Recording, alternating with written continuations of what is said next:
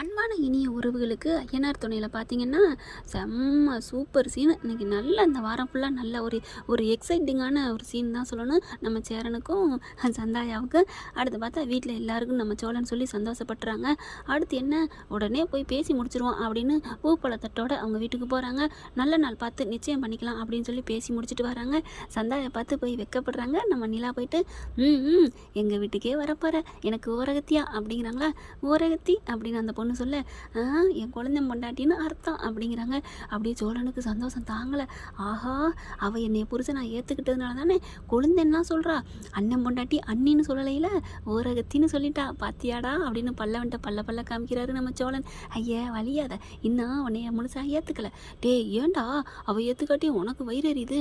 ஆமாம், என்ன நான் பார்த்த சைட் அடித்த பொண்ணை உன்னே லவ்ட்டிக்கிட்டால, அப்புறம் நான் எப்படி இருப்பேன்? டே அது சும்மாடா, அவளுக்கெல்லாம் எனக்கெல்லாம் இல்லைடா. நான் உன் அண்ணி மட்டும்தான்டா நான் உயிராக நினைக்கிறேன். அது எனக்கு தெரியும். நீ ஓவராக சீனு போடுற, அப்புறம் அண்ணி உன்னை கழட்டி விட போகிறாங்க. அவன் மனசில் நான் விழுந்துட்டேன்டா, அதெல்லாம் கழட்டி விட மாட்டாடா அப்படின்னு சோழன் சொல்கிறாங்க. அடுத்து பார்த்தா நிச்சயமும் முடியுதுங்க.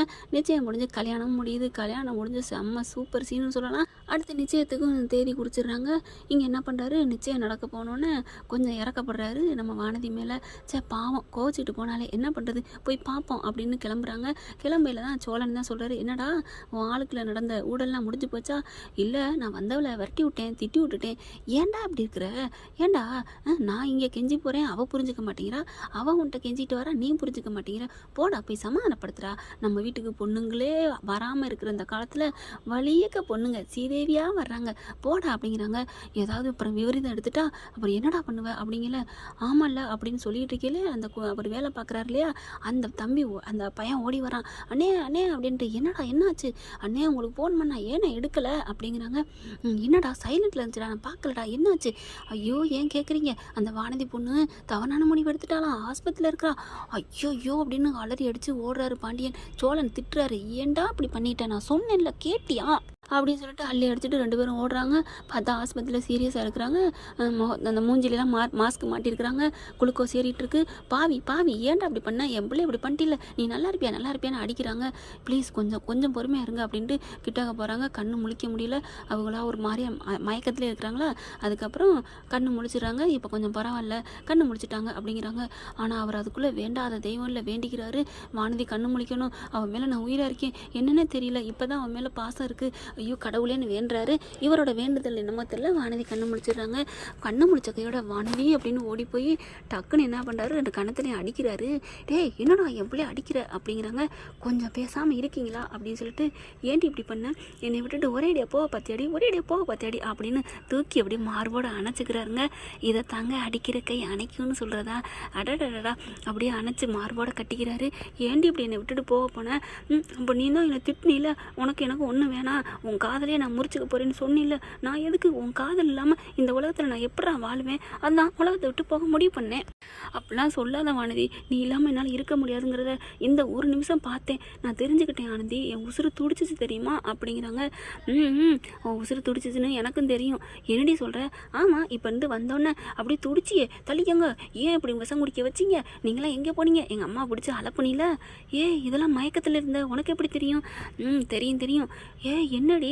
அட தெரியும்டா, நீ வந்து 1.5 மணி நேரமா அங்கே எங்கேயும் துடிச்சதும் கடவுள்கிட்ட வேண்டுனதும் எல்லாம் எனக்கு தெரியுமே அப்படிங்கிறாங்க. எல்லாம் தெரியுமா? எப்படி? நான் முழிச்சு தானே இருந்தேன், அப்போ கண்ணை மூடி இருந்தேனா, அதெல்லாம் சும்மா, அப்போ இந்த குளுக்கோஸ் சேர்றது இதுவும் சும்மா, அப்போ மயக்கம் வந்து சும்மா. அடி பாவி என்னடி சொல்கிற அப்படின்னு மறுபடியும் விரட்டுறாரு. இருடா அப்படின்னு எந்திரிச்சு உட்காந்து இறங்குறாங்க.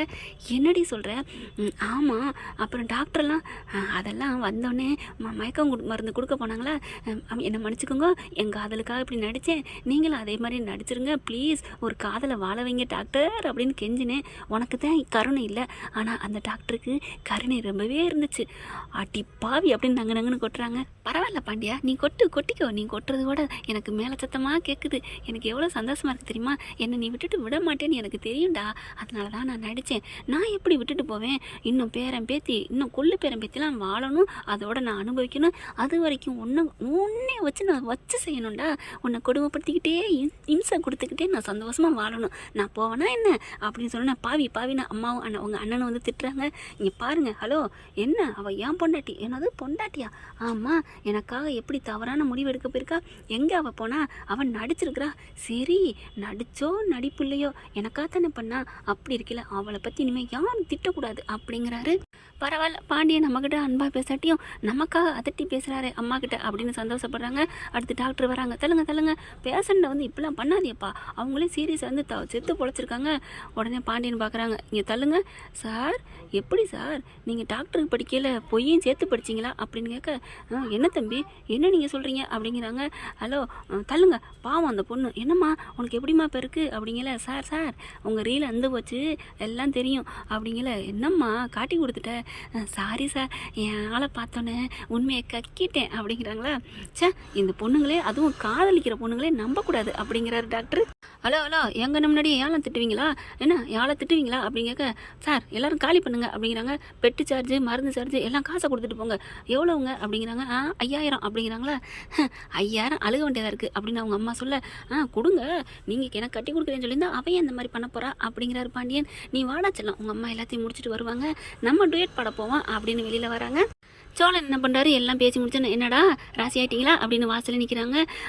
நீங்கள் தான் கூப்பிட்டு வந்தீங்களா? ஆமாப்பா, உன் ஆளுக்கிட்ட நான் சொல்லி இங்கே கூட்டியாரங்காட்டியும் அடப்பாவி, அப்போ நீ அவளையாடா? டே ஏன்டா அவளே இப்போ தான் திருந்தி நாங்கள் 2 பேரும் ராசியாக இருக்கோம், வந்து குடும்பத்தில் குட்டையை கிளப்புற. சரி விடு, இங்கே பாருமா, உன் மேலே உயிராத்தான் ஓடி வந்தேன், சும்மா சொன்னேன் வா அப்படின்னு சொல்லி கிளம்புறாங்க. அடுத்து வீட்டுக்கு வந்துட்டு அங்கே நடந்ததை பூரா சொல்லி சிரிக்கிறாங்களா. அப்படின்னு நிலா பார்க்குறாங்க.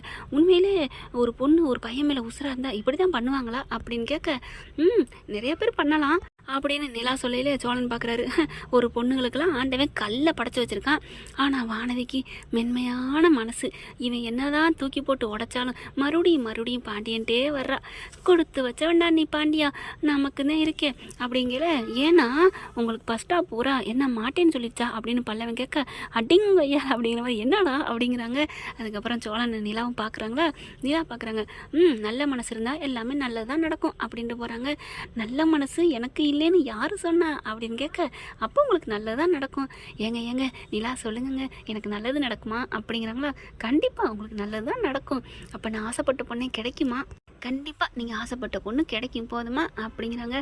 ஆஹா அப்படின்னு சொல்லி சந்தோஷமானல சிறகடிக்கிறாங்க. அடுத்து பார்த்தீங்கன்னா சந்தோஷமாக கல்யாணம் நடக்குதுங்க. சந்தாவுக்கும் நம்ம சேரனுக்கும் கல்யாணத்தில் பார்த்தீங்கன்னா வானதி பாண்டியன் சந்தோஷமாக ரொமான்ஸு அளவே இல்லை. இவங்க ரொமான்ஸ் விட்ற பார்த்துட்டு நம்ம நிலாவுக்கு காதல் வந்துடுது சோழன் மேலே. ஓகே ஃப்ரெண்ட், பார்க்கலாம் என்ன நடக்க போகுதுன்னு. இந்த பதிவு உங்களுக்கு பிடிச்சிருந்துச்சுன்னா உங்கள் பொண்ணான கையில் லைக்கை போட்டு சப்ஸ்கிரைப் பண்ணிடுங்க. Thank you friends.